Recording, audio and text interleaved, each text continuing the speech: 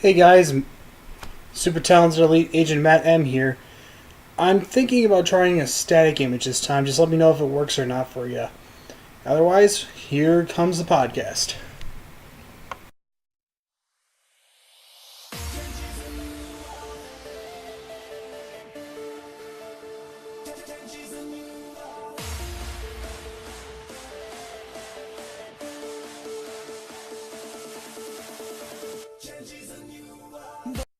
Hello, all C rank recruits. Welcome back to the World Trigger Podcast. I'm the talented elite agent Matt M after my extensive mission, and with me is 8 rank agent Renji. Renji, how's it going? Back in action, man. It's great to be here. It's been a long time coming.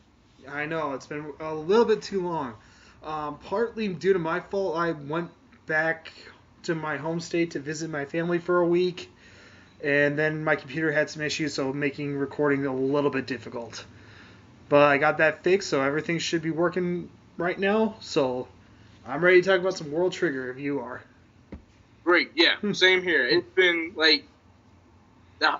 everything that's been coming together slowly, week by you probably realize it, week by week, with no news or information on World Trigger, even to the point on Twitter, it's really heartbreaking. It's heartbreaking, but we at least know that Ashihara Sensei is alive. There have been tweets, there have been autographs that he's done and sent out, so we know he's alive. So at least as long as we get this back here, I think we'll be okay. We just have to keep pushing forward for that. Indeed we do, man. Indeed we do. All right, so I know it's been a couple of weeks, but the last episode we recorded, we basically just did episodes 1 through 5. Basically just kind of getting an introduction to the series, the general idea. I saw there's a actual World Trigger abridged series. They've only got a couple episodes up right now, but I kind of rewatched those to get a kind of idea. And one of the big jokes was Osamu was a harem protagonist.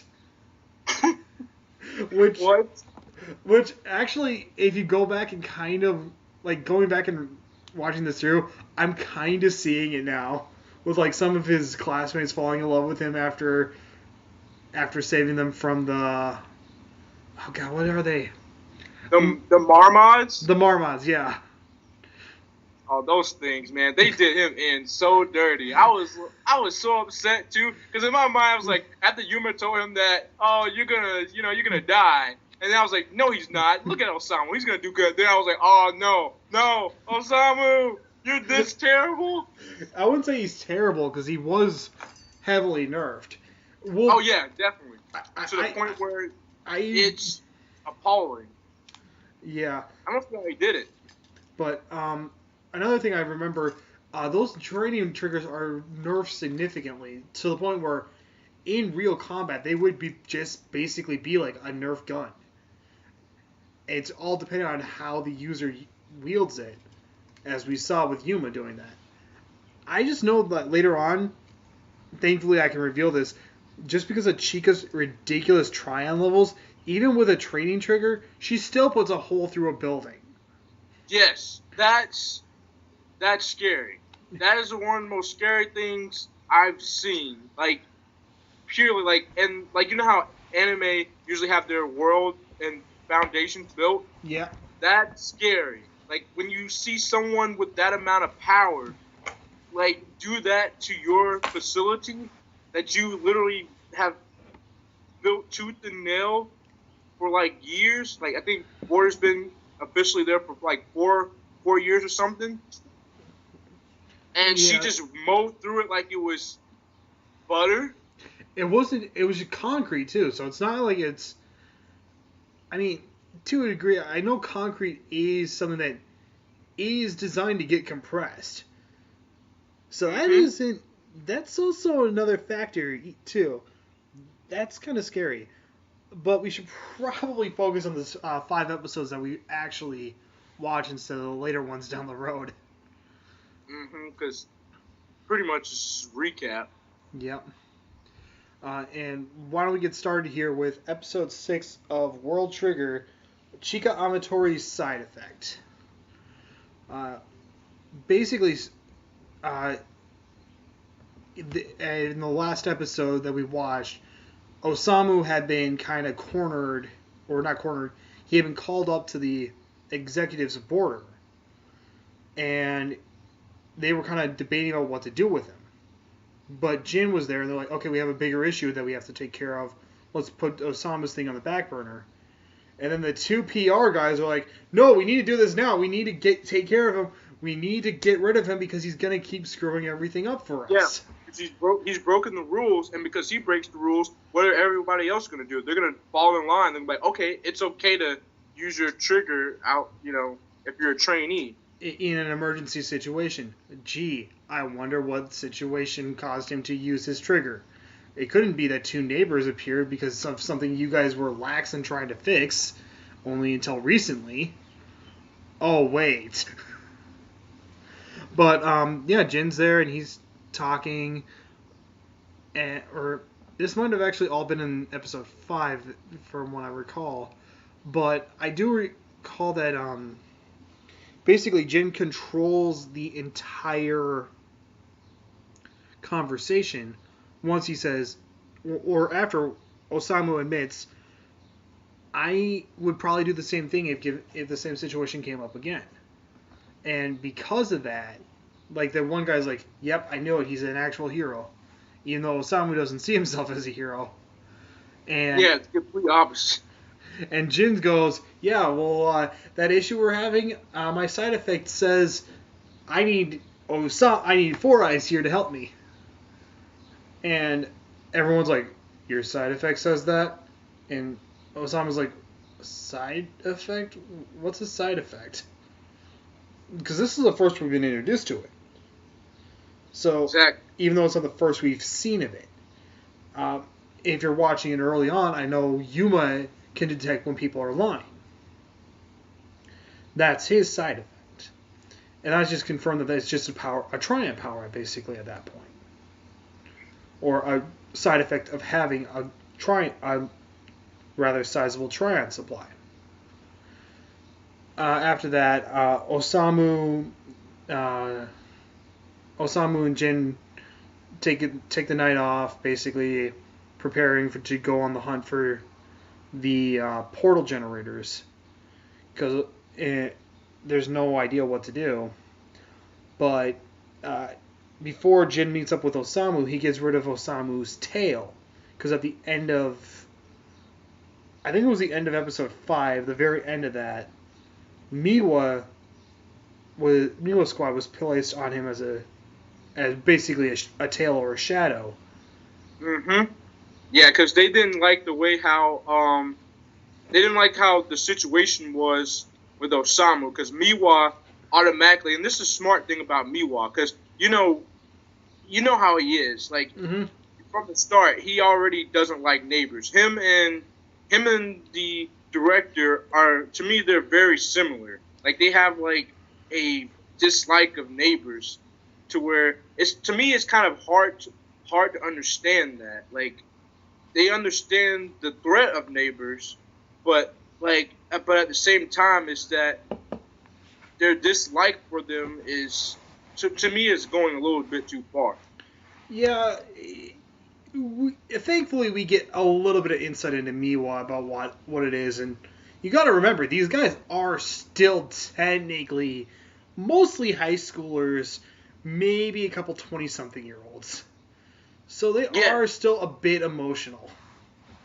Oh, yeah, now that you mention it, most of the time we kind of didn't really discuss that about the age range and World Trigger and Border in general. Like, most would think that in most shonens, how, they have like the maybe 13-year-old to like 15, 16, 17-year-old, but actually there are adults and that combats against, high schoolers and whatnot, and it's perfectly fine. So really, as long as you're able to use a trigger and you're able to get past the exams and things that Border puts in place, like, you can join border no matter like what age range Mm-hmm. and be a combatant in, which is really interesting because a lot of the agents in border, you would look at them like, no, there's no way that they're that age. This guy is 21, 22, and you're like, no, he just looks like a regular. He looks like a high schooler. And I'm like, man. But at least with this one, yeah, the ones that actually act their age, well, except for Kitora, but I found out something about Kitora later. that's neither here nor there. But we can thank Ashihara-san. I can't wait to talk about that part. But anyway, let's get back to the actual episode before we get too far sidetracked on it. Osamu and Jin meet up with Yuma, and Yuma's got one of the I forget what they're called. They're not. I don't remember what it is. Oh, are you talking about the little spider scorpion looking Yeah, thingies? the portal generators. Oh, I know the rats. The rats, yes.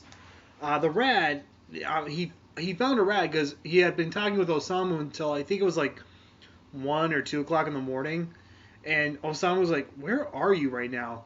Yum was like, duck faced, "I'm at the school." Just kind of digging around and everything, and I'm sorry guys. We kind of got an audio right now. I actually made the Yuma duck face. I can't get the 3-eye bit, but I got the duck face. I'm making it too. But they run up to Yuma, and it's an interesting side effect that they use for Jin's side effect when he's looking at Yuma, because Jin can see the future. It's a broken ability normally, but I'm just gonna say now, Jin does have limits on what he doesn't see. Like, he's not like a Twilight vampire able to see this specific future and how it's going to go down. No, Jin's more like an oracle. Once he sees somebody, he can see their future, or rather futures, whatever decisions they make and what paths and everything, kind of like a tree branching out. So it's not like completely and utterly broken. Which is good because he actually said right before he actually met Yuma that his side effect told him that he was going to meet somebody who would know about, the whereabouts of the portals. Mm-hmm. But the thing is that he might have had that future in his mind, but he actually, to me, I don't think he actually could actually, see it until he actually saw Yuma. I don't think he can see the actual people, the actual people until the future happens. Because he does say later on that he actually have to actually look at the person. Yes. To see the future for them, which makes sense, because then you get the whole.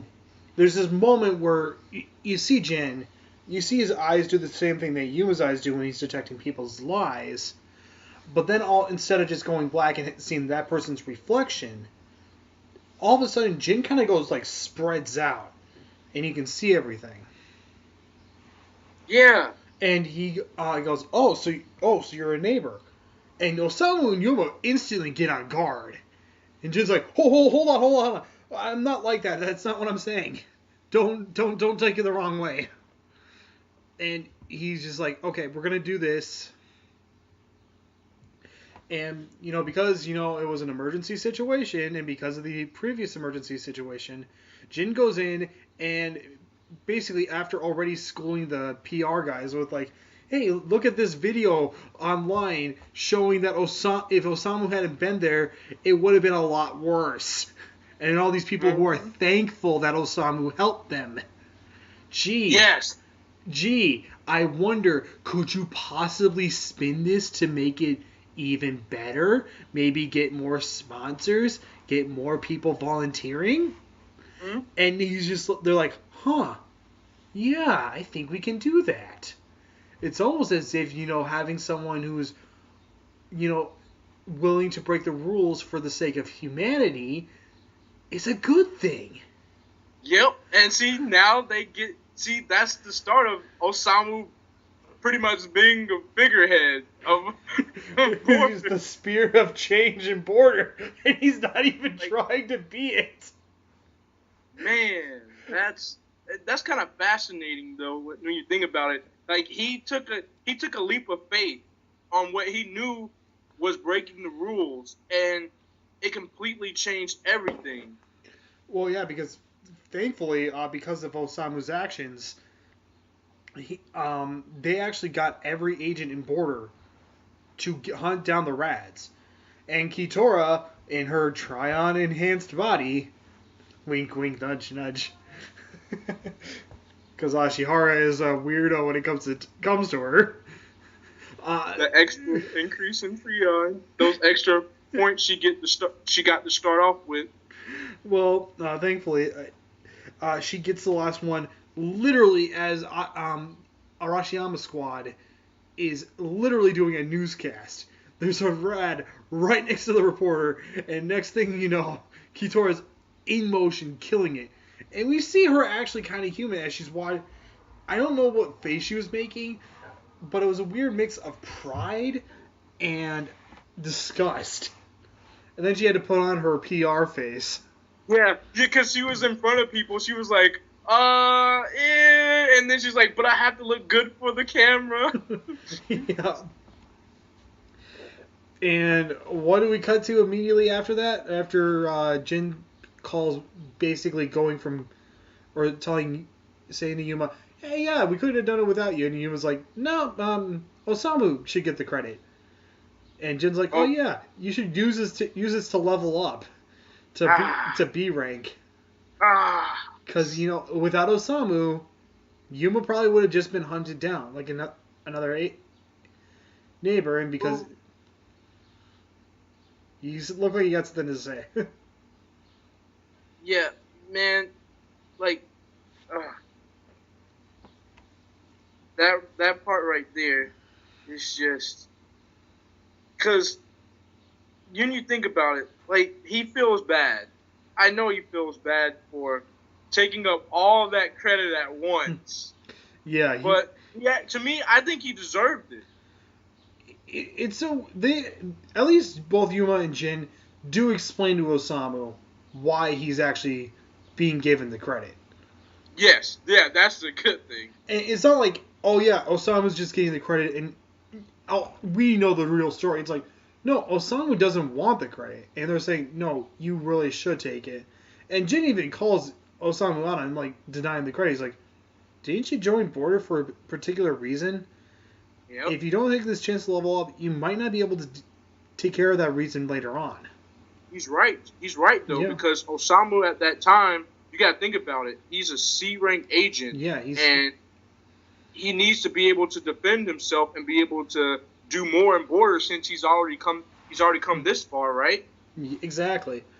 Well, thankfully, after that, we don't cut to like a ceremony of promoting Osamu from B to C, or to B from C.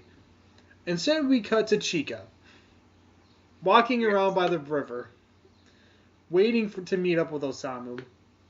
And we see Yoma failing to ride a bike. Oh. Glory. He can't ride a bike, and the entire time he's trying to ride a bike, there's no duck face. Even though None. This is probably the most hilarious we've seen him. He's just like, it's in pure wonder. He's just like, these things are so weird. What science, what witchcraft do you use to go forward? And Chica's just like, you don't know how to ride a bike? In my mind, I imagine Yuma thinking, what type of trigger is this? Yeah. What? Where do I insert my Tryon to propel this forward? Replica, help me out! I need Replica, help me! And Replica will probably be like, I'm sorry, Yuma, but I don't know. This is too advanced for me to figure out. There is no trigger. And thankfully, Chica's like, here, let me show you how to ride a bike. Do. Oh, I'm riding.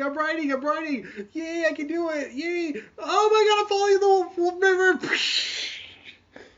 And pretty impressive splash. I like the scream before he actually falls in the river, too.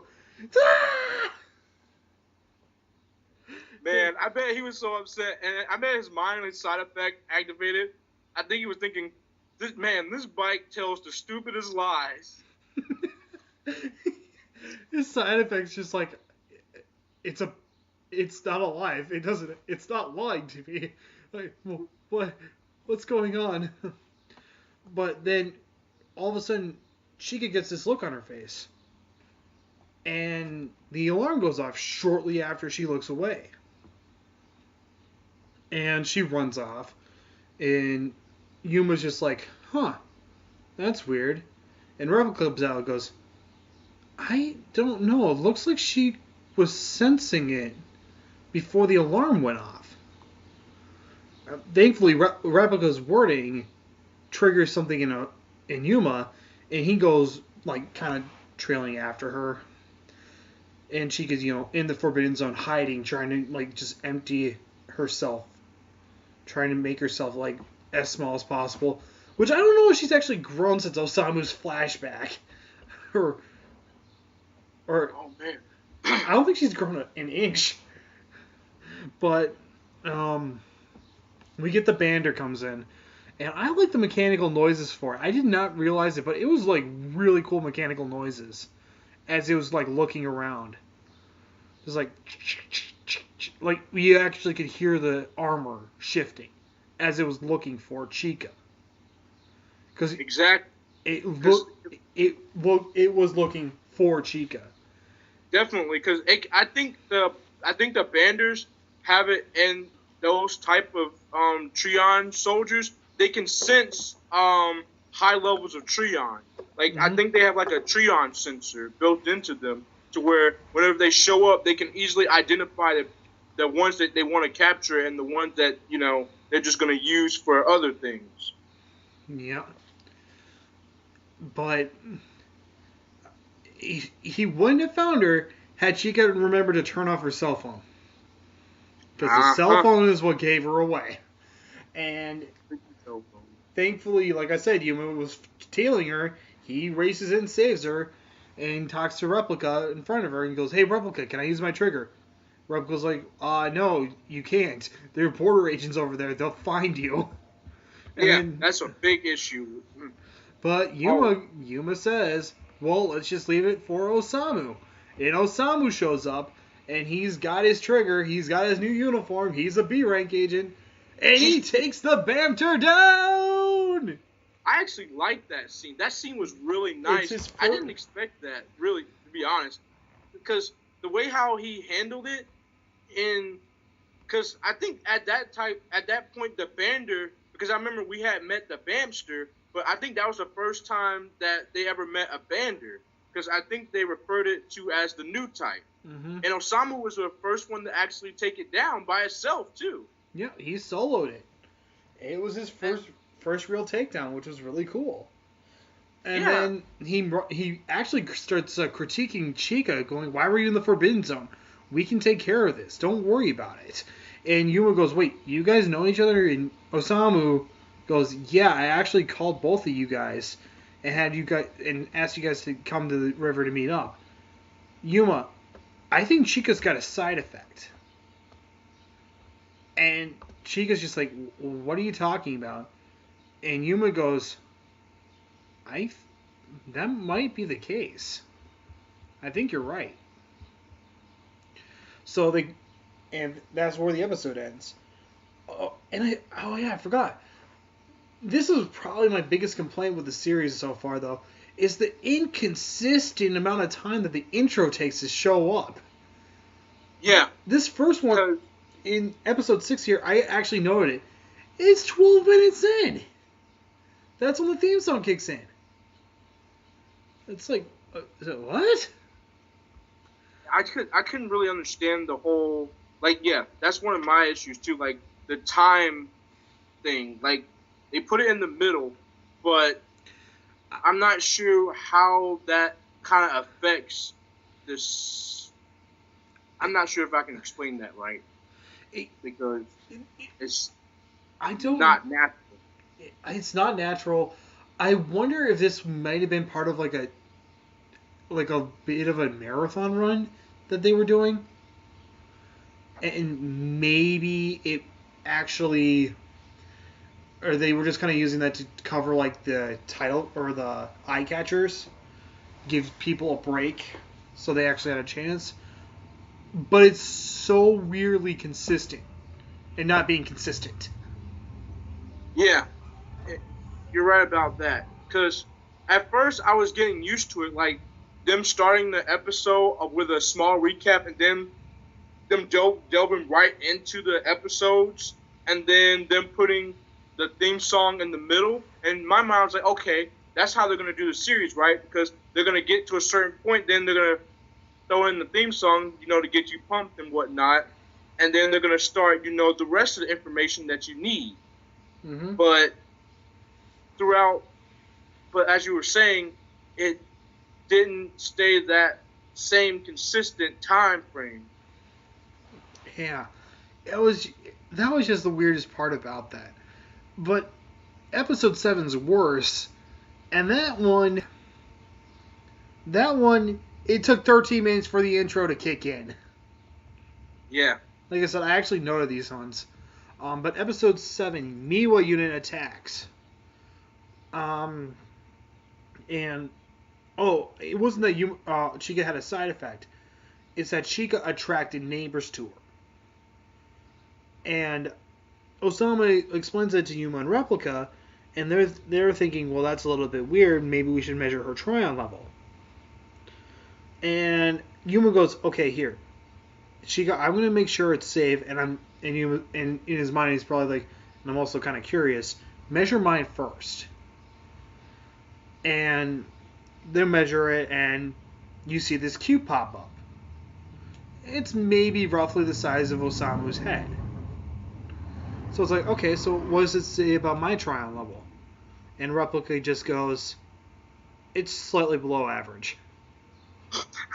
You have a small Tryon gland. It's poor Osamu. I honestly think it's like physical, like a physical exercise. The more you use your Tryon, the stronger your Tryon gland will be builds up, and the bigger your Tryon supply will become. But unfortunately for Osamu, he's kind of getting thrust into situations where he has to fight. And after, showing that in Replica, kind of introducing himself to Chica and everything, and Chica being like, okay, so Yuma's familiar with neighbors, so okay, that's fine. I'll measure my Tryon. She sits on this little bench in this abandoned train tracks, and Yuma and Osamu start having a conversation, and Yuma makes a scary face. He makes a scary face as he turns to Osamu and goes, so do you like her? It's the face that will give me nightmares. And I've seen My Hero Academia's Shigaraki without a mask. Or without a hand, or without his hand in front of his face. No. No, please don't. That's... I might include it. I might not in the video. We'll see. But then Osamu was like, no, wait, nah, I don't like her like that. Yuma, you tell the stupidest lies. And he's just like, no, I'm serious. It's not that. And we flash back to Chica as we find out that, she lost her friend. Because nobody believed her, but this friend did. And then this friend was kidnapped by neighbors. And then we cut to her brother tutoring Osamu. And him saying, yeah, I got this trigger. We're going to find the next gate. We're going to jump through it. and we're going to take the fight to them so that way Chica will be safe. I'm not telling you when we're doing it, but we're going to take care of it.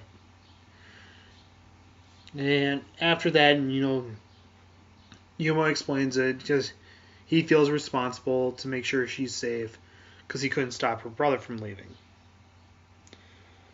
And Yuma's like, well, joining border to protect somebody else, that's not a bad reason. It's not a selfish reason, and it's not that bad. And Osamu, we see him crack or tighten the fist and goes, my reasons for joining border were a lot more selfish. I just didn't want to be weak and helpless like I was when I first was attacked by the Bamster. And Yuma, I think, again, Yuma's respect for Osamu keeps growing as he shows that he's willing to admit this. And then Miwa Squad shows up after Chica's gigantic cube, the size, I think the size of a smart car. Yeah. Is projected. Oh my. And remember, it looks like Osamu could have fit like, I don't know how many of his Trion glands inside of that thing. I saw maybe like one side of it, and I think you might got 10, so I'm thinking maybe at least 50. Just 50, goodness gracious. 50 times how strong as Osamu is. And man, she's a middle schooler. Let's not forget this. She's a short little bit middle schooler. Yeah, like you wouldn't think that would be even possible, humanly possible for someone to have that much Trion. Like to me, I was thinking like, is there such thing as Trion overload? Because that right there is. It leads into my theory that Chica is the world trigger.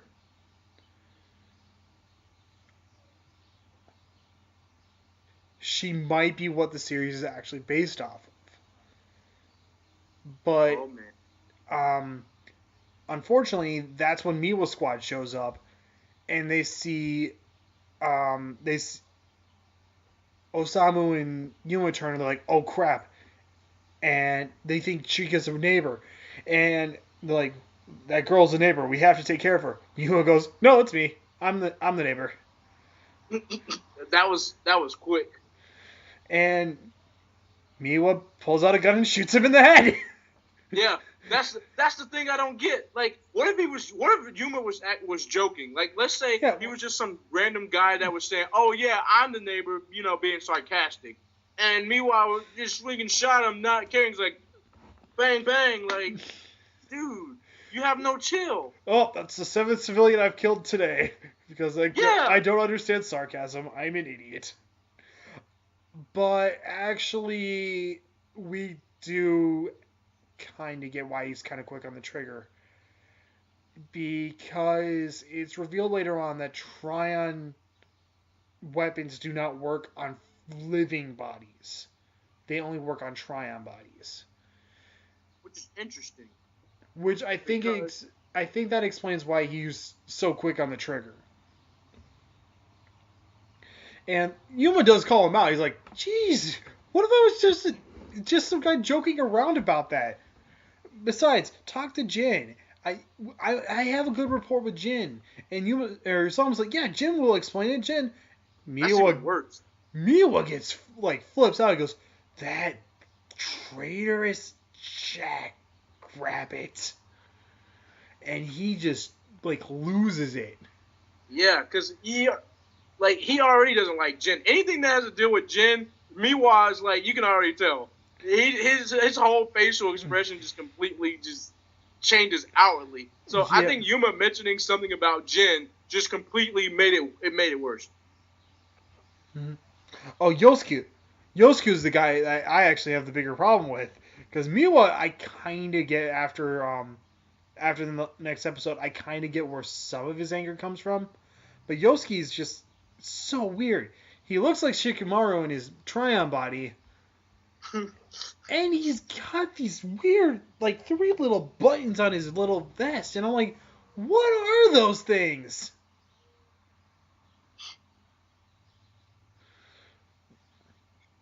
And that's just his style, man.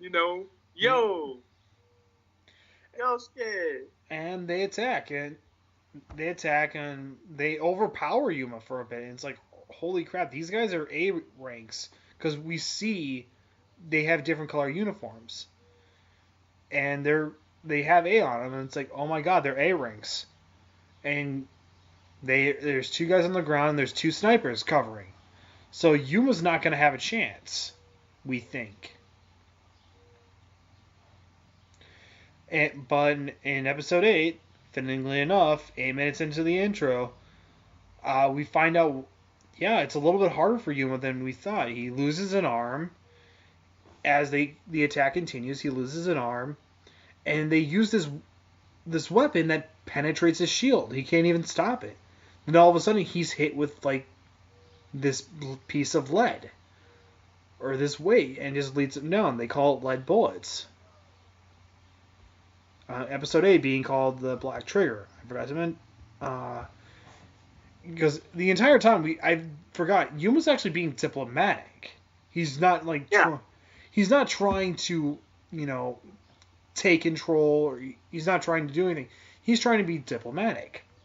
Yeah, he's not trying to really provoke them because already he's a target. So he's not trying to make himself even more of a target. He's actually trying to, like you said, diplomatic. He's trying to negotiate to a point where that they can come to an understanding. That way, so there won't be as much conflict throughout, the battle. So I can understand the reason why Yuma is, being the way he is, because he's in a new world. That's not his world. So he's an outsider, and I think Yuma understands that. Yeah, Yuma's an outsider.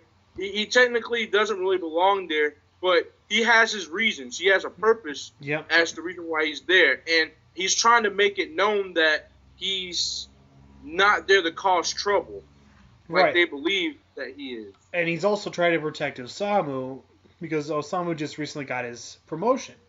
He doesn't want Osamu to suffer any negative side effects. Exactly, because after getting that big promotion, and then everyone finding out that, oh, this guy, he's in ties with a neighbor, that's a big no-no. Yep, and like Rumble actually explains that to Osamu, so that was nice. But then Yuma does something. He copies the lead bullet and hits the A-ranks with it. Osamu, meanwhile, is calling Jin, going like, Jin, we got a situation. We need you here now. And Jin's like, I'm already here. I'm watching the snipers. Don't worry. And Jin's like, wait. Or Osamu's like, wait, what? What are you talking about? What? And after laying him down, all the snipers come up with Jin, and he's like, yeah, you guys couldn't win. Because Yuma, this guy here, while Yuma's making a little bit of a duck face, he's a Black Trigger. And every one of the A ranks freaks out, like, oh, no wonder why he was holding back. Oh my god, I can't believe this. Except for Miwa, who flips his mind and just is like, I can't believe this. This is ridiculous. I am bail out! And all of a sudden he flies off. Yeah, he just couldn't take it no more. Everything, like, he's kind of one of those people.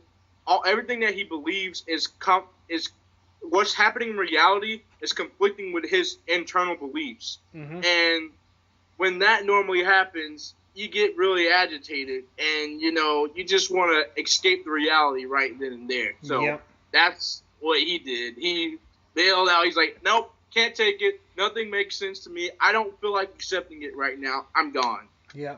And Yuma starts playing with Yosuke's spear, because he was using a spear during their fight. And he's like, oh, cool. So you can change the shape of the tip with your try-on. So that's how he was able to cut me, even though I dodged all of his blows. And Yosuke just kind of de-triggers, and he just is like, I can't believe I lost. And you were holding back too. Man, this sucks. He seems really calm, and it's like, but your ally was just flipping out about this. And he goes, yeah, well, neighbors haven't really done anything bad to me. I don't really hold anything against them unless they're attacking me or attacking people I care about. And Miwa, he lost somebody to a neighbor attack. So it's kind of, you can kind of see why he's flipping out. Yeah, it And even has the part where I think we're about to get to soon, where it has him, with his flashback of the reason, why he's having those episodes. yeah, Because we get a little bit of it as he's laying in the bed and he's just frustrated. And he's just like, I can't believe this. But Jin and Osama then go to HQ, and Osama asks Chica to keep an eye on Yuma, like just to kind of teach him around. And Yuma's like, okay, where can we just go get some white rice? Because that sounds good to me. And Chica's just like, you can get white rice anywhere. No, I just want white rice. And Chica's like, you okay? Well, I got something better. Let's go try this. And they're eating and like on a cute little date. Oh, Chica and Yuma, oh, so nice. we can't really kind of put that into context because I think a lot of people like innately are shipping Yuma and Chica just because they're both around the same height and size. Yeah, I think that's the leading one. The other one might be Chica and Osamu, from what I could tell from the anime. Although I'm sure other people are the Kitora and Osamu. Oh, oh my goodness. Another one that's really strong is, you probably already know it, the Osamu Konami. I could kind of see that one. That's kind of like, I don't know how to explain it because that ship, to me, it's kind of like, I think it actually might work. We'll talk more about Konami when she actually shows up on the podcast. Yeah. My bad. I didn't mean to interrupt because when you mentioned I know I brought it up and oh god, I'm thinking maybe we reach out to the Weekly Manga Recap podcast and see if we can get them on here to talk more about World Trigger shipping because they got an actual question about the shipping chart.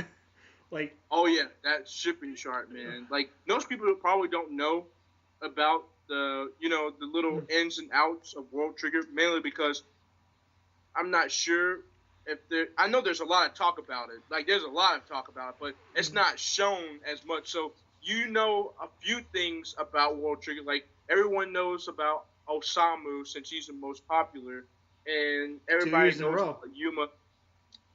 Well, yeah, they have a whole fan club. So yeah. Which every one of you that listens to this needs to join.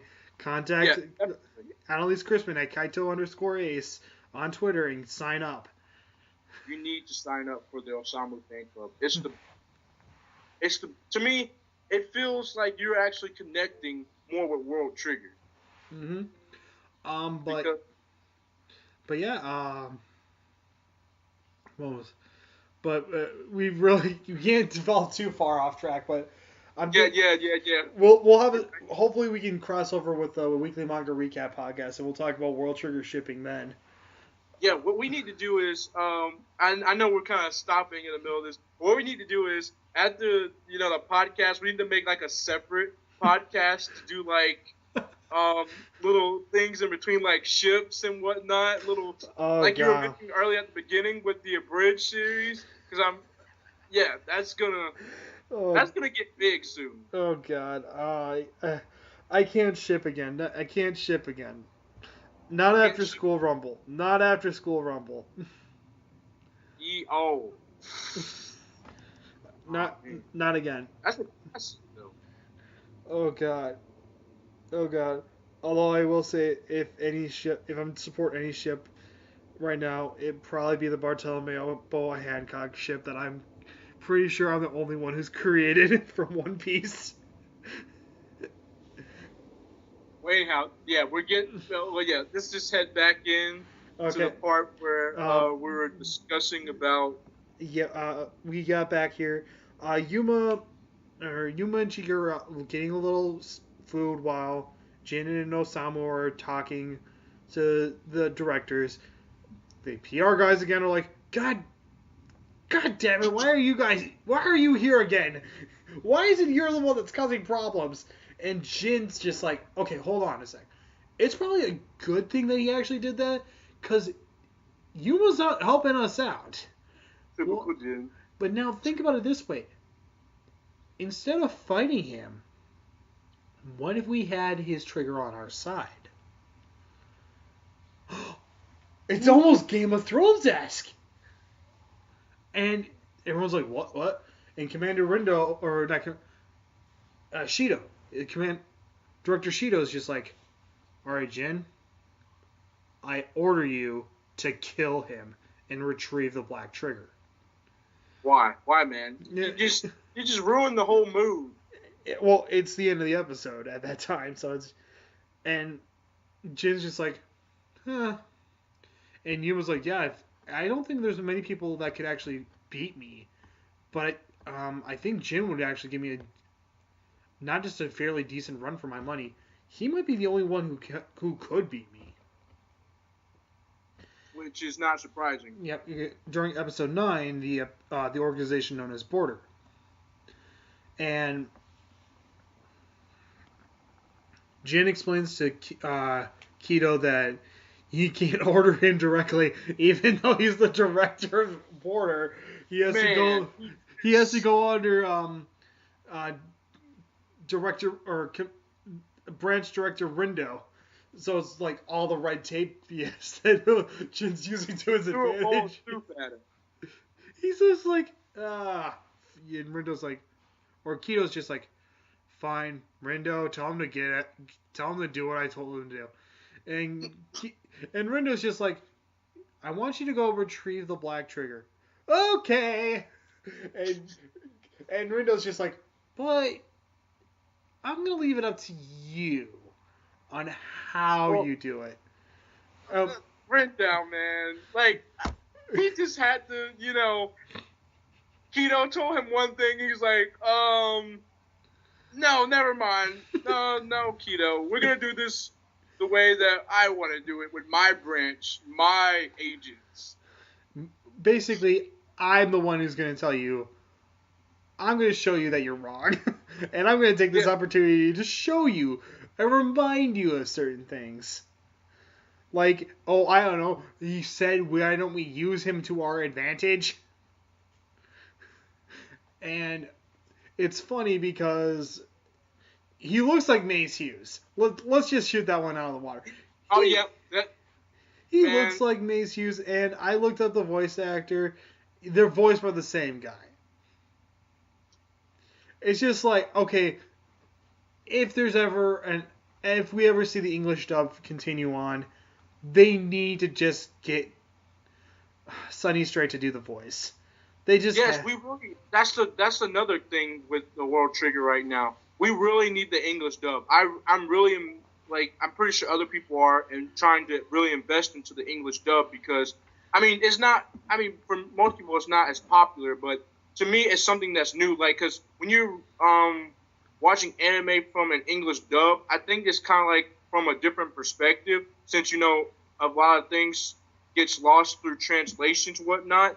We get to see World Trigger in a different type of, light, I would say, because right now it's kind of like a little in between. It's like a little dark humor comedy, such type, but they could change it with the dub later on, such as they could make it either darker or make it a little bit lighter. For me, you miss the nuances. Like, there's certain things you can't... I don't speak Japanese, so I can't pick up on sarcasm. Like, when Yuma says, you make up the stupidest lies, I only know he's being sarcastic because he's making the duck face. The only time the duck face actually makes sense. But it's been one of those massive debates about subs and dubs. Yeah. And I've been in the middle of them, and I've usually argued on the side of dubs because you just miss certain things. Like, you miss the nuances, you miss the subtle emotions that are supposed to come through with them. And a lot of the time, people don't understand that. They just hear dub and they're like, oh, you're just going to get another One Piece by 4Kids. And I'm just sitting there like, no, you're wrong. I can name many anime that I think are better dubbed than they are subbed. Like, for example, no, I don't think anybody will ever say Cowboy Bebop is better subbed than dubbed. Unless they are trying desperately to be a purist. And even then, it's not. It's not even close. I don't think Ghost Stories, if you know the anime backstory or the anime Ghost Stories, not Yu Yu Hakusho, there's an actual series called Ghost Stories. It's a terrible show. If you've watched the sub, it's a terrible show. But if you watch the dub, it's absolutely hilarious because it's South Park. Yeah, that's what I was saying earlier. Like with the dubs, like even though you said the dubs, sometimes misses the nuances. I'm saying what you were just mentioning earlier, that some dubs are better than subs because they add a different light to it. Like they add a different flavor. Although some of those pieces of the flavor gets missing, they might not have the sprinkles, that was necessary. But it gives you a whole new idea. Like for me, Full Metal Alchemist, the very first season, I kind of like the dub a little bit more better than the sub for the Full Metal Alchemist, mainly because I just love the voice actor for Ed. Like, I just connected with that voice. Like, every time when I hear Ed, like, I hear that voice in my head, which is kind of I'm not saying it's really a good thing, but, I just remember that iconic thing. Yeah. So to speak. I know. It was the same for me. I tried to watch Yu Yu Hakusho and subbed, and I could not stand it. But that's the thing. Like I said before, hashtag World Trigger for Toonami 2017. Yes, we need that. I've already started. I've gotten a retweet on it. I've gotten one retweet so far. But, God, I'm just, but yeah, if it gets on Toonami, honestly, if we can get an English dub of that on Toonami, it's not that hard. It's only 73 episodes. You can easily get it on there. I think Toei's just too afraid to invest in it. Yeah, that's yeah, and I agree with 100% on that, because what World Trigger needs is eyes. That's the whole problem with World Trigger. World Trigger doesn't have eyes on it. Like, it has a few things here and there, like such as products. Like, it has like maybe one or two new games that are out, and it has It seems like a universe that would be a lot of fun to explore, and there is a lot of game. And the games actually make sense because it's very quickly becomes very, very manageable. Like when I was visiting, I went to the biggest comic book store in my home state of Minnesota called The Source. I went down the manga section. I could not find World Trigger Volume 1 or 2 or 3. And that's a really big problem. That's the biggest problem ever. If you can't find because World Trigger is actually a really big series. Like, people probably don't know it, but in Weekly Shonen, like, it's up there with My Hero Academia. Like it's getting like I said, more plates and stuff. It's one of the Neo Big Three. Yeah, I think it goes Shokugeki no Soma, My Hero, and World Trigger.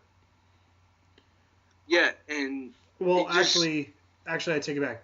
I take back Food Wars. And it would actually probably be Black Clover. Oh yeah, Black Clover. Black Clover is pretty interesting. It kind of reminds me a bit of Naruto in a way, with how the power structure is working. Mm-hmm. But in terms of it being in the top right now, yeah, I'll have to agree it's in there. Then you got One Piece. One Piece kind of fluctuates because you know how they go on One Piece is the flagship. You're not getting, no matter what happens. It's been around for 20 years. Mm-hmm. It's not going anywhere. It's gonna be riding. It's going to see its end, and nobody's going to stop it.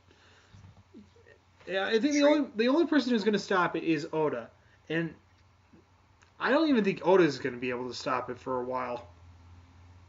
Nope. Yeah, Because everyone's in, like, One Piece is one of the few series that a lot of people that, like, similar to Dragon Ball Z, like, they're invested into that. Like, it's bigger than them. It's bigger than themselves. yeah, it's gotten way too big, but it's intimidating. I've got 50 plus volumes of One Piece. I've got a One Piece wall scroll in my apartment, but I purposely went looking for World Trigger merch. Could not find any. I went for World Trigger fan art in the artist alley.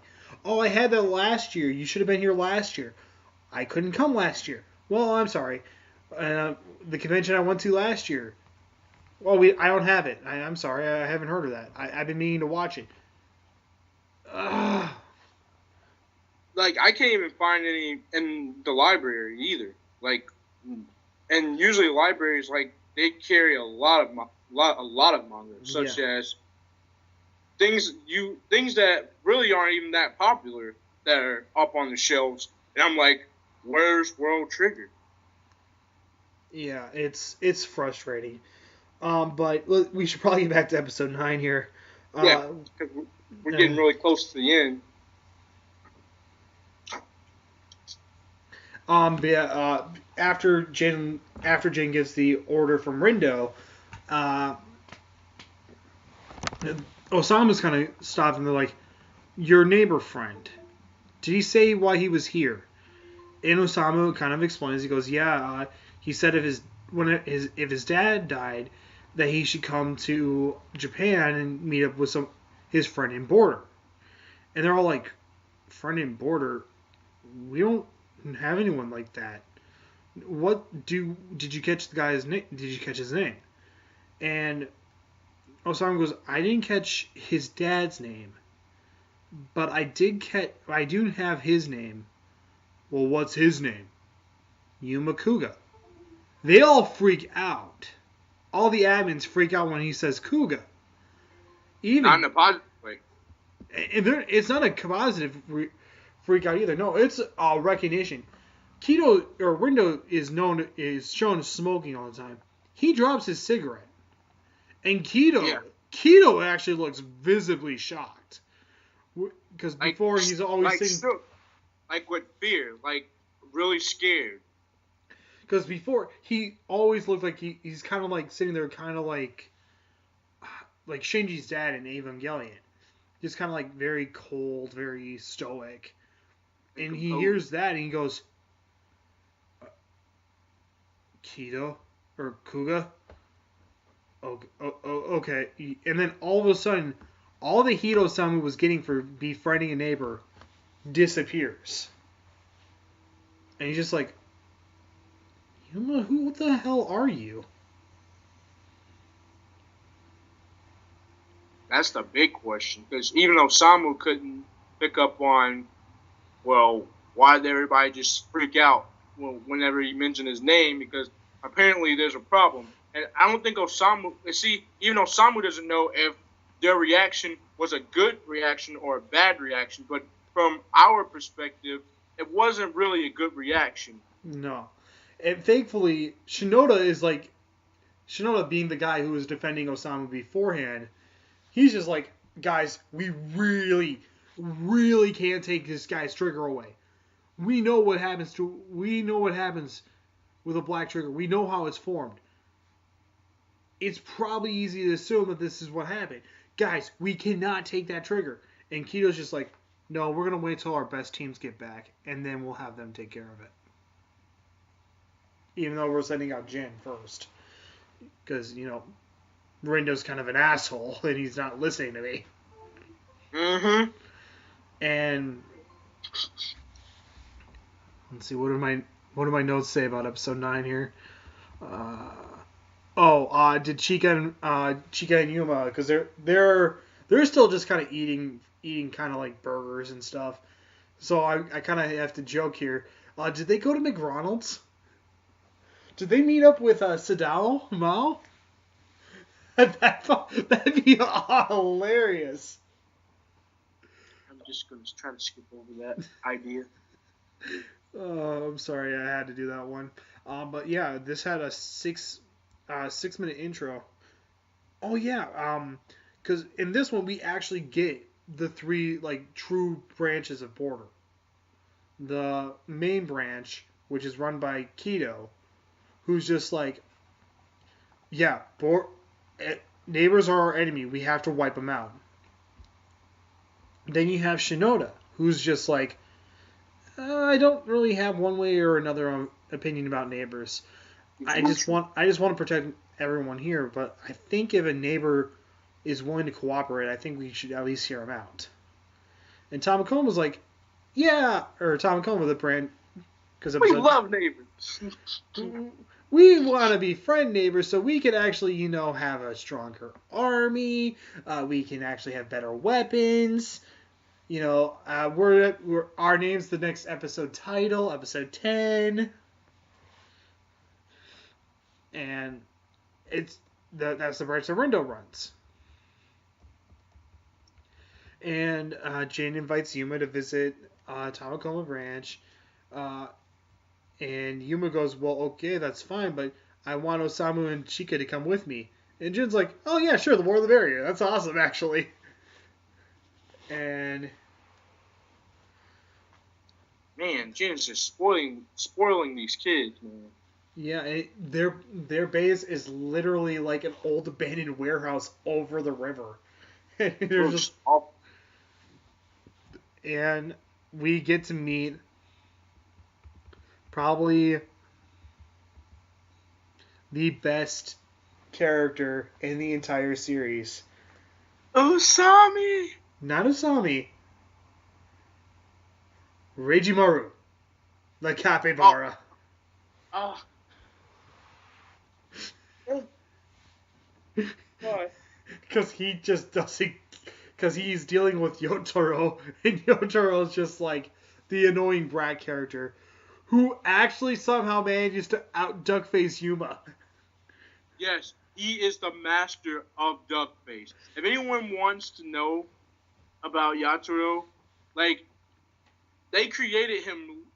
To me, I think they created Yotaro just to be the symbolic of duckface.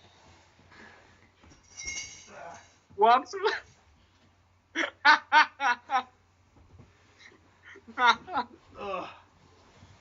you had to walk away on that one, didn't you?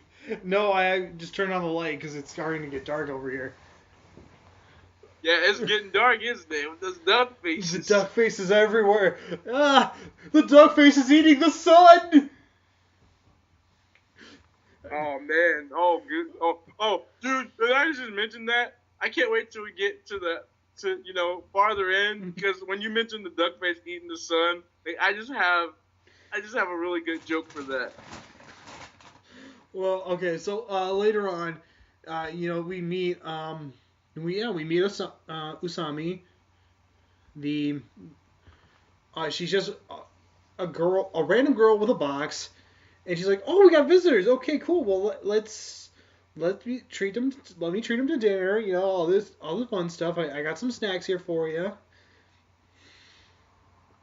Yuma's just like, I don't understand what this thing is. I'm so confused. Yotaro's trying to steal it, and Yuma slaps his hand and takes it, and he goes, no. Mine. Yotaro's crying. Oh, it's just like, it's like, go. Wow, Yuma slapped him using the duck face. I totally like him a lot better, because he's going up against this little brat. Man, even Shinji from Evangelion would look better against Yotaro. This is how it's so anticlimactic though, because this, like, Yotaro had the nerve to be like, okay, I'm gonna take this guy's rice bean pancake, and Yuma's like, hold on, really? You're not gonna take it? Mm-hmm. And then he's like, yeah, I am, and then he's like, no, you're not. It's, oh my goodness, like it's too much. I'm sorry. Yeah, I know. But Chica gives Yotaro her little snack, and he's like, "Oh, you want to be my wife? I'll let you pet. I'll let you pet Reijimaru, my capybara here." And he's just the, and Reijimaru is just like, "I don't care." Yotaro's trying to get him to flip over, and he's just like, "I'm not having any of this today. You are annoying the crap out of me. I'm just getting some sleep." Yuma walk, and then Yuma and Yotaro are having a little bit of a contest because Usami's like, "Yeah, let's. I want to have everybody come over for lunch or dinner, so it's okay. You guys pick out your rooms. I'm gonna make some food. Oh, but what can I make? I don't have anything. We all take turns cooking.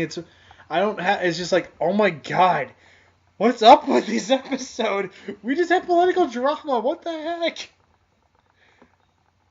Yes, it's terrible too because Ugh. the place they're in, you would think that things would be more civilized Well, and it's organized well. it's because I think it's because they're the ones that want to be friend neighbors. Being smart and be like, hey, advancements in technology. And besides, there's probably some really cool guys out there too. It'd be kind of stupid to not befriend these guys. And Border's just like, you will get the basic amount of funding possible. And Yeah, that's the worst thing. You throw out like you just put them over to the side. I think literally Rendao is pretty much funding his own show here. I I don't think it's him. I think it's the other some of the other agents are probably like actually supplying the funds and stuff. Well, no, Rindo's probably doing the financial part, Yeah, but the technological advancements are done by the other two agents that we don't see in the series. We'll meet them later in the manga, and I'll have to work on my accent again because one of them's from Canada. Spoilers, spoilers! Don't you know? man, that's actually a big spoiler because the character that you're mentioning, he's really important. I'm just being very vague, and this actually that's just kind of also helping to prove that Border is a worldwide organization. Yeah, that's another thing that World Trigger kind of doesn't like expand. Like mainly everything stays in Mikado City, but we don't know what's outside of Mikado City and their world per Yeah, se. it's kind of Is there like one border? I I don't know, but I do know that we see it's kind of like JoJo's Bizarre Adventure Part 4, where they just stay in one spot. But Yeah, makes sense too because you can kind of isolate the problem hmm better and manage it. So that that would work. yeah, like later on in the episode, after Yuma catches a fit or after Yuma catches a fish, Yotaro catches a discarded rad. Now, its its shell was dumped in the river by somebody after the big massive wave, and they made sure it was deactivated, but they lost the fish. So Jin's just like, huh, well, it's a good thing my side effect told me about that. I ordered pizza in advance. that was the most. That was just the most dramatic pizza delivery in history. Yeah, like they all freaked out because they were like, you have everyone trying to pull out the trigger, and you see Yuma tells Osamu like, "Really, Osamu? Like, what are you gonna do if something were to happen? You're the least effective." But I know he was just being nice about it, but still. Yeah, Jin's like, yeah, I got this, and Replica and Osamu are pair off, and Jin and Yuma paired off after Yuma denies the offer to actually join Border. after kind of being told about what was going on, and he's just like, I don't know if I really want to join. And he tells Jin about his past, or he starts telling Jin about his past, and Replica's telling the same story to Osamu, and that's kind of where we leave off. So, I mean, I know you know that about Yuma's backstory, about what happens to him. We learn how Black Trigger's created, why that's so special. And It's very, very tough. Like, man, I just can't imagine, like, that all that happening at once. Yeah. Like, for a normal person, I think with Yuma's backstory, spoiler is his dad died to save his life. I think people probably put that together already. But we'll explain more because it's in the next episode, and I just kind of want to leave off on that. But it's gonna be so crazy when we get to that point. because they have, it goes a lot further too. Yeah. Because it's not just, there's things that transpired for that to happen, in which we have no idea. We as as an audience and everything else, it's a mind blow still to this day, because we know a little, we know so little, which is okay. Coming in, it works for it right now, but God, what was it? Oh yeah, my notes here.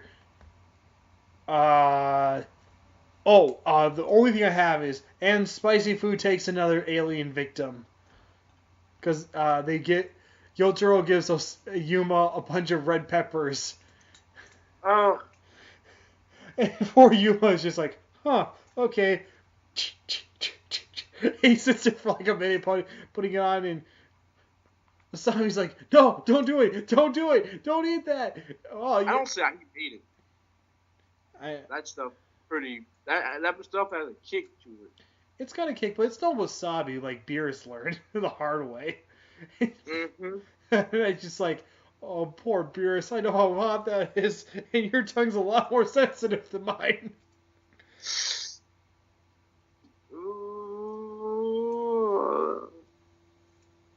Wait a minute.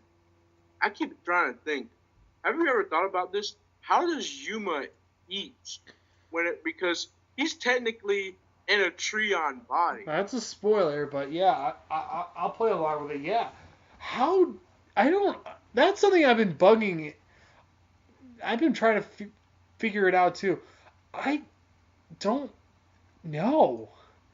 I think it might work similar to like how you brought up FMA earlier, and I think it works the same way that like Ed and Al's bodies worked during that. Like, just because Al didn't have a body didn't mean that it wasn't growing, and Ed was all of a sudden was eating like twice as much.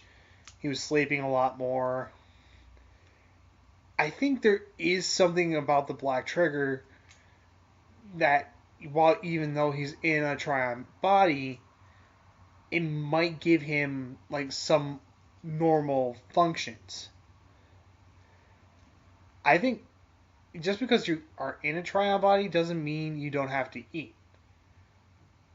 But I think we could probably like have a little bit more of that like when we get to like full theory mode and stuff like that.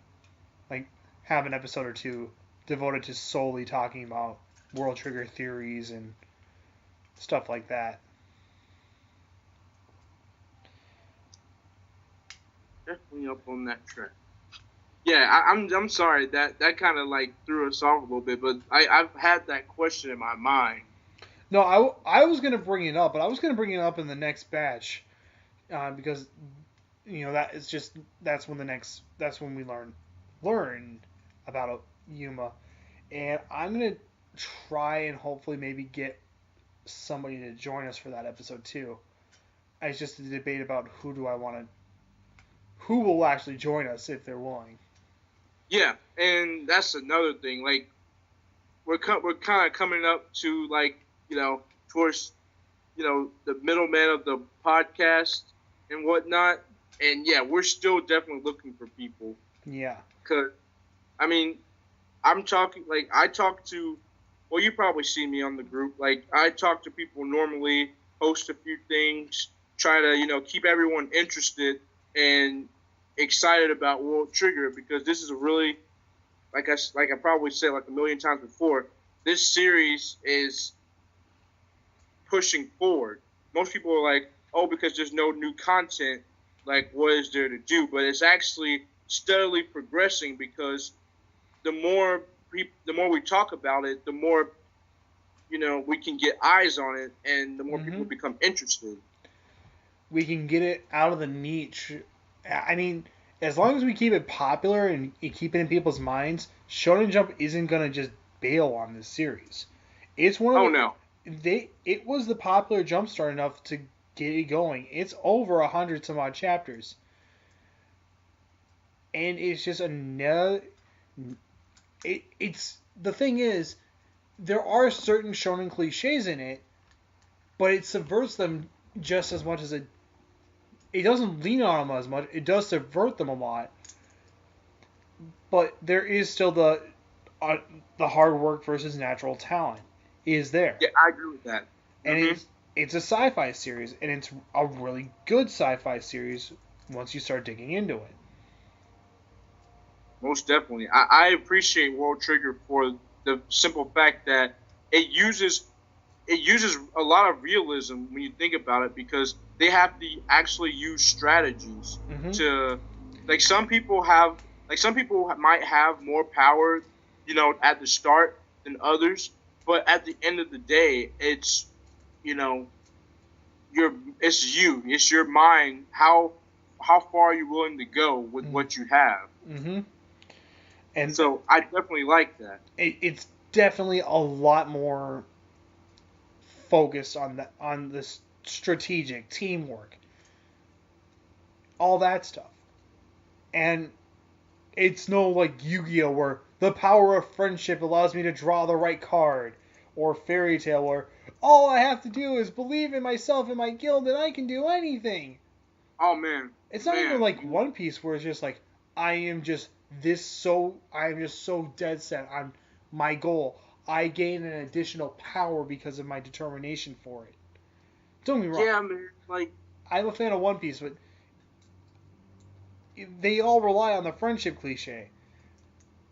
that And, brownie points, that power of friendship, like destroys everything. When you try to think realistically, friendships have their, like you were saying, their niche.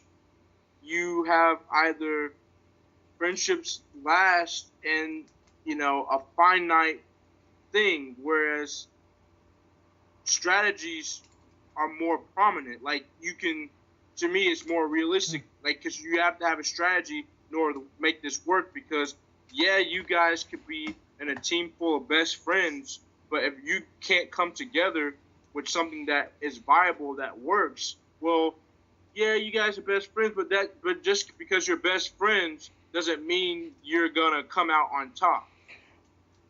spoilers, we actually see the three best friends in their little formation get their sorry hides kicked, and they're kicked Oh, hard.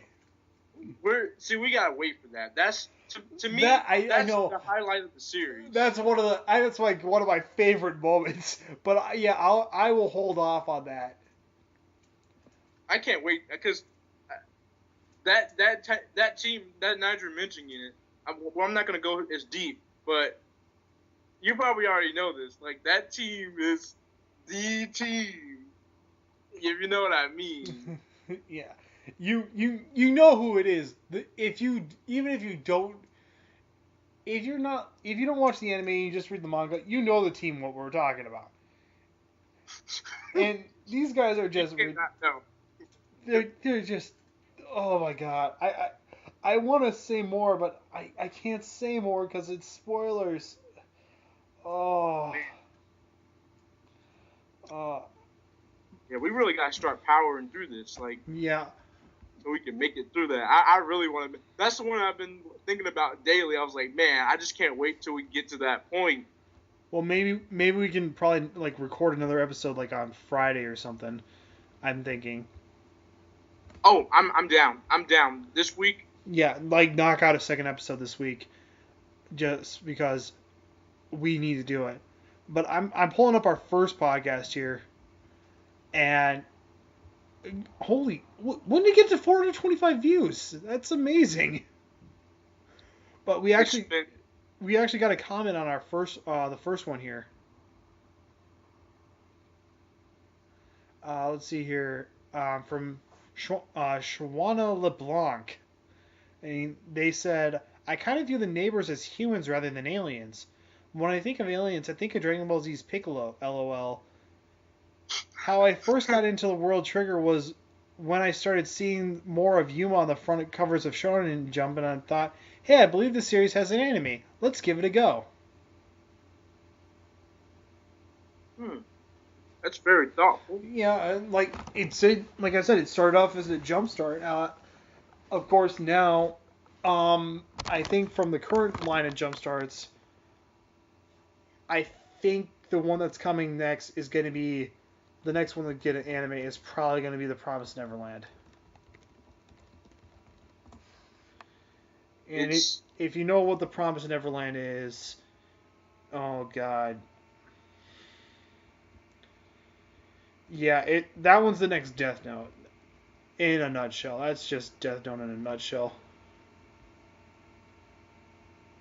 I kind of want to not kind of talk about The Promised Neverland because that's on that's on a completely different spectrum. Yeah, trust me, I read it because I know it's going to be big. I know it's going to be big. I know it's going to be popular. But even the Death Note guys did something silly with School Judgment or Gaki Hotai. I miss that so much. I miss it. Hey man, every time I go back to it, because I only watch it for certain episodes, such as the one when Light completely makes himself like forget everything. Like I still get psychologically destroyed by that because I'm like, hold on, so he literally destroyed himself to make himself not, the guy that's actually controlling. It's like he's like the master puppet, but now he's turned himself into the puppet. I don't know if that makes sense or anything, but for me, I just kind of gave up on Death Note. I missed a few episodes and I never like recovered. And I watched how it ended and I'm just like, it's terrible. It's terrible ending. Yeah, I hated it to the point where I just you can tell the massive difference between the manga creators and the anime team on which side they actually fell on. But I found, God. But I don't want to talk about Death Note right now. I can tell. I can see it. You're like, oh nope, never, nope. We're not going up that tree. No. Well, hold on. Okay, if Promised Neverland is Death Note, Black Clover is Naruto. It's Naruto. Even though Boruto exists, it's Naruto. At times. There is a bit of a difference. There is quite a bit of differences, I will admit. At least Yuma actually admits to people that he likes them, unlike Naruto, or we never saw it until a special movie came out. Yeesh. That I don't like where this list is going, because My Hero Academia would be the next I almost think My Hero Academia would probably be the next One Piece, just based off of all the powers and everything. Because it's wide, it's more widespread and Yeah. worldwide Yeah. than the singularity. Like I can understand if it was a select few people that had powers, but it's Yeah. a vast majority. Pretty much almost everyone has powers. Right. And in One Piece, more and more people, the more characters you're introduced, more of them have powers. But because then that puts it puts World Trigger and Food Wars are left with Toriko and Bleach. Yeah. Oh. And I don't want to call a series the next Bleach because that No. I don't want to do that. But Bleach is in its own. It's in its own class or case because, you know, since I used to see Bleach as a little bit like Dragon Ball Z, like maybe and close to the first season, but then it completely changes. yeah. Oh, okay, I got it. World Trigger's the next Bakuman. Did you say Bakuman? Yeah, the manga about manga creators. Manga creators?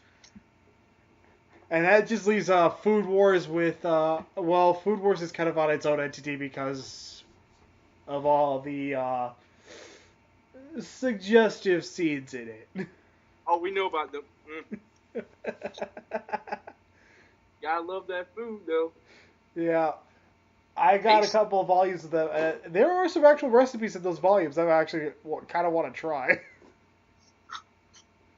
Well, when you literally when you're hungry or you want to watch the anime for the plot, Food Wars is the anime for the plot.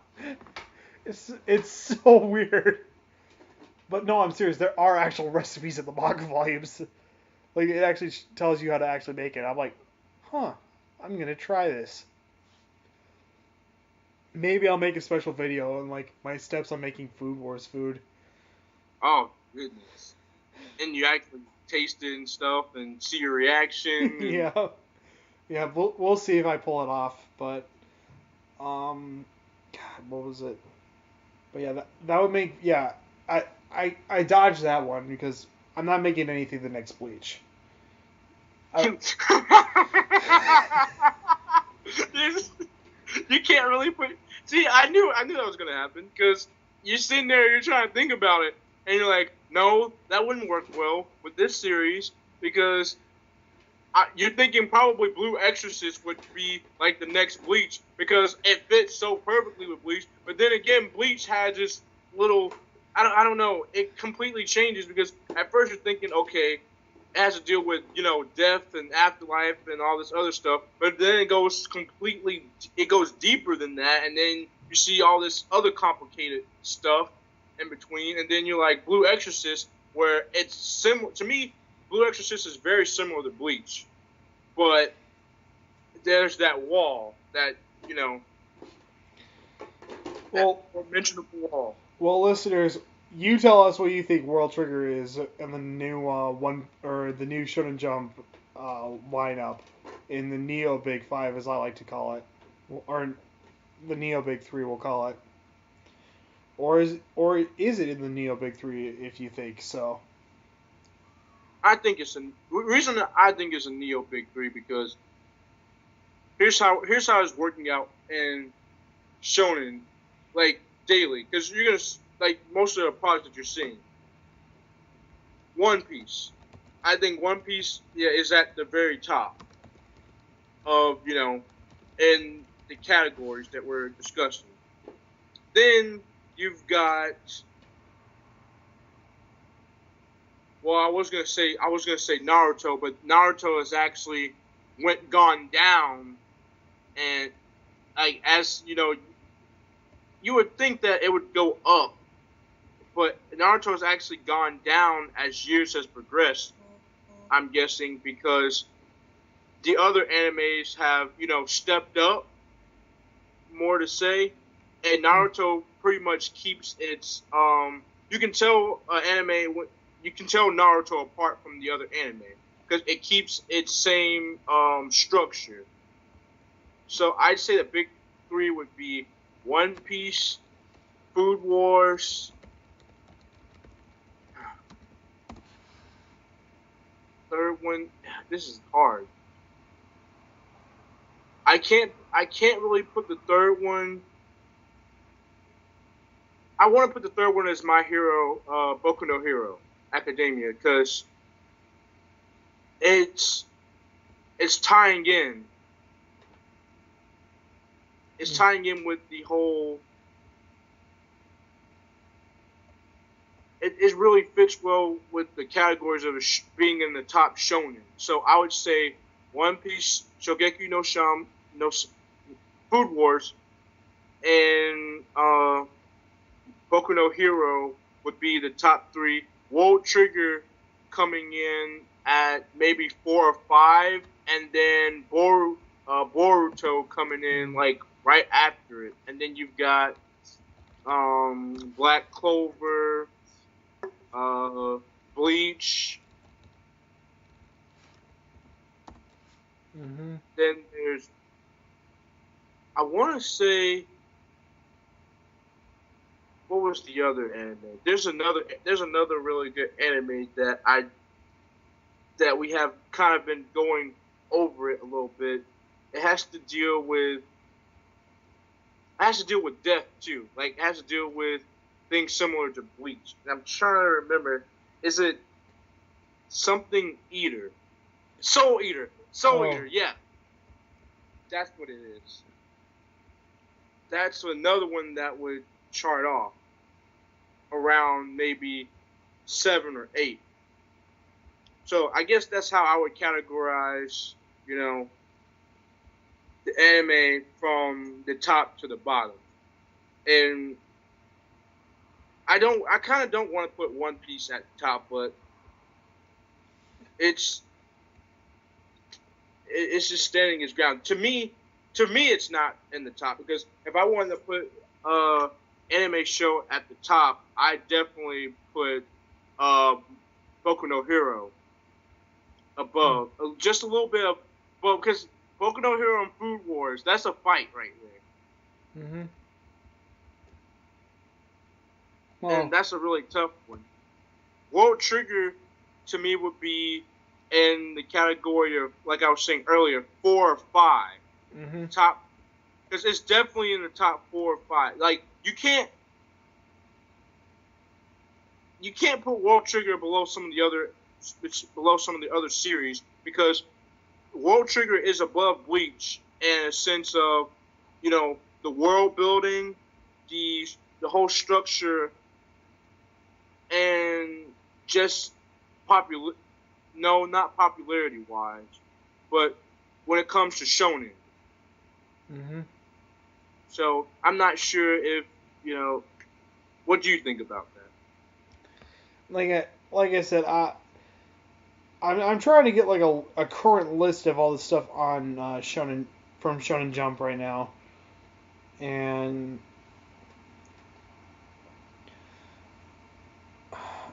I'm going off of the manga stuff because I just don't have enough time to keep up with all the animes.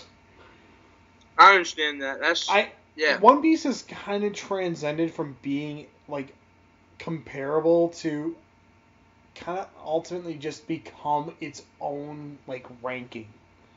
Like no matter what you do, it's in its own tier. Yeah, that's what I was mentioning before. Like I didn't want to really put it at that top, but because of, like you just mentioned, its own ranking, it just sits there. Mm-hmm. I'm trying to remember all the stuff that comes out in the magazine here. I'm just pulling it all up on my phone right now, just because Just give me a second here. I don't want to. Hello. I want to do because I don't read Astrolust in Space. Dr. Stone just came out. We Never Alone just got added. Promised Neverland. Like I said, for me it's like Black Clover. These aren't like my rankings, it's just the ones that come to mind right away. It's My Hero Academia, Black Clover. I want to say World Trigger, but as it's gone into hiatus, it's probably Food Wars. Right. Like. And The Promised Neverland. So it's in the new the Neo Fantastic Five. Yep, 5. I knew it. I knew it was gonna be. I told you it's gonna be. World Trigger has to be somewhere in between that 4 or 5 section. Well, it's not that it's. See, for me, I'm weird. I'm not gonna rank or put. I put Promised Neverland at number 5 because you really have to pay attention to it, and it was the same problem I had with like Death Note and Code Geass. I missed an episode. I missed something. I'm completely lost. Yeah, you don't want to miss anything in Code Geass. No, oh good. Yeah, oh my goodness. And unlike World Trigger, where if you have missed something, they at least cover it, and there are specific moments that they go back and cover, making it more like a sports series, thankfully, which makes sense. But that's why I put Promised Neverland at number 5 if I actually have to rank these. It also has less plot holes because I think as you're watching it, some of the things that were brought up comes back later on, and you're like, okay, so they're covering... Everything gets kind of woven together, unlike in other series that we will not mention again, where they're just kind of left hanging or locked in a jail cell, or never explored, or...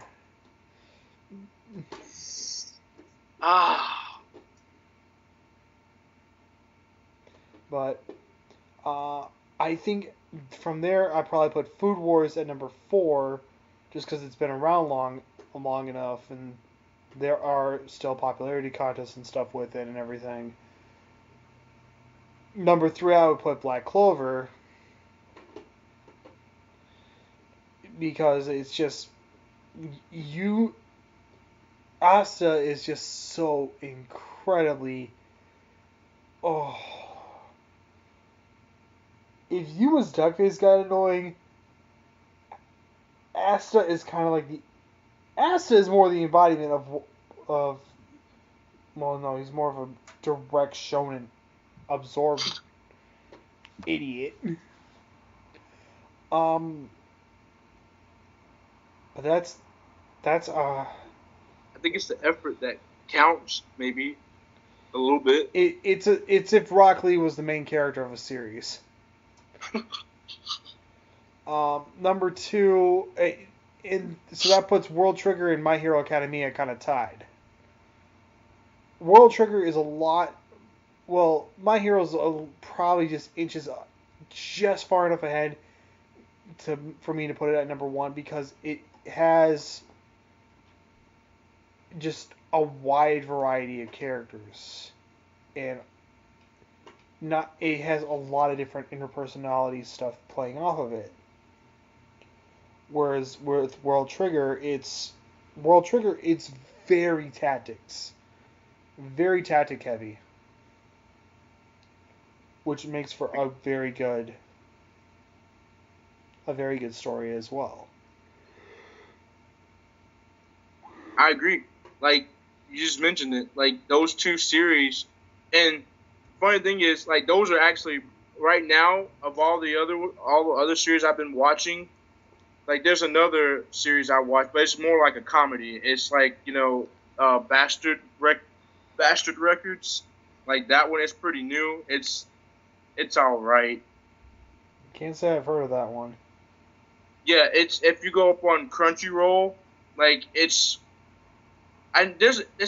has a really long name. I just can't really pronounce it. I don't want to say the name. I don't want to try to say it because I'm going to say it completely wrong. So I'm just going to say what the ending of it is.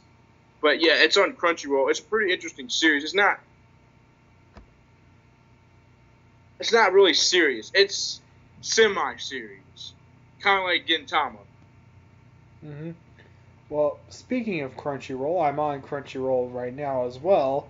Now let's just see if World Trigger is on their list of shows. Oh yes, it is. It It is. it definitely is. I was gonna say because I thought I thought it might be because it is on Hulu, and I know they kind of partner up and do a lot of stuff. Um, there's that bilingual channel that has the World Trigger dub, but I don't know if anyone has that channel because I can't find the World Trigger dub anywhere. I can't either. The only time I've only been able to see little pieces and parts of it. I haven't been able to, sit down and watch a full episode, Yeah. which I know they have full episodes in dub already, but I Hmm. just don't know where. Exactly. Oh yeah. Thankfully I remember the Chica doing the Osamu impersonation here reminds me of Yuma's got the piece of advice from his dad before his dad died, and the third one's basically, yeah, don't follow my advice all the time because I might be wrong. Oh yeah, he made a clear point about that because we all know how Yuma is. Yep.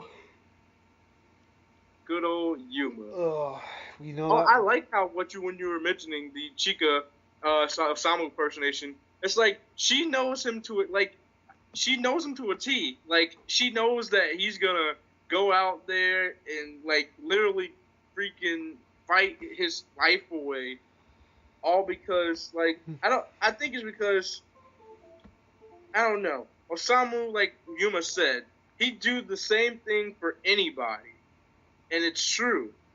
And like whenever Chica's brother like left, and Chica's brother pretty much said for Osamu to protect Chica, that's all he had to go by. Like there's not much he could do, so he just did what he could. Like he's living up to what his mentor was telling him to do, but also he's doing what he wants to do at the same time because, as you mentioned earlier, what Osama was saying, he didn't want to be a weakling anymore. He got tired of, not being able to stand up and fight on his own. And when you said that's the reason why Yuma respects Osamu so much, and simply because he knows his faults and his weaknesses, but he's willing to make up for it, like such as in we're up in episode 10 right now, aren't we? Mm-hmm. Yeah, we're on episode 11 right now. Oh yeah, episode 11. And as they're talking about capturing and killing Yuma, and Yuma's like even Yuma himself like earlier was admitting that if somebody would take him, it would be Jin. But then they kind of flipped the switch. They flipped the switch to being like, no, they're not gonna do that. They're going to pretty much negotiate. If you think about it. They're not going to kill him for the black trigger. They're just going to negotiate some form of agreement to where they are able to obtain his black trigger. Exactly. And well, we'll figure out more about the black triggers and stuff. I'm just kind of checking out Kaito_Ace on Twitter here to see if there's any new updates on World Trigger. Doesn't seem like that. So we should probably get ready for. We should probably get ready here to sign off so we can get all set for this. Yeah, because I got it here. Hashtag World Trigger for Toonami. Let's get that push and keep going. World trigger for Toonami, everyone. Like this is serious business. We have to get this on there. Look, okay, I gotta pull up the Toonami lineup right now, but they need a good. They need a better. Time slot. Yeah, they need a better time. Well, no, Toonami is fine where it is, because unfortunately, even though people want it back, it's. I don't know how many people realize how this whole thing has changed. It's changed entirely. It's not like the Toonami that people grew up with in the past. Yep. So, and at time slot, I was meaning not the time slot of the program Toonami. I was talking about time slot as in the shows that Toonami showcases, like having it at a decent, like having it come on earlier than some of the other shows that Toonami normally shows, like Samurai Jack and whatnot. Yeah, I got the schedule here, and I think instead of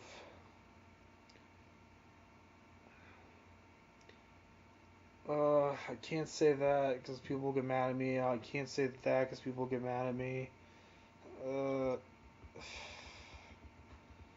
I mean, for me, it's a lot. It starts with Dragon Ball Super at 8 o'clock. Makes sense. Dragon Ball is the big thing that Toonami was known for. Then 8:30, it's Bob's Burgers. Then 9 to 10 o'clock, it's Rick and Morty. 10:30 is Family Guy. You know what? I'm sorry. Oh my goodness. I'm gonna say it.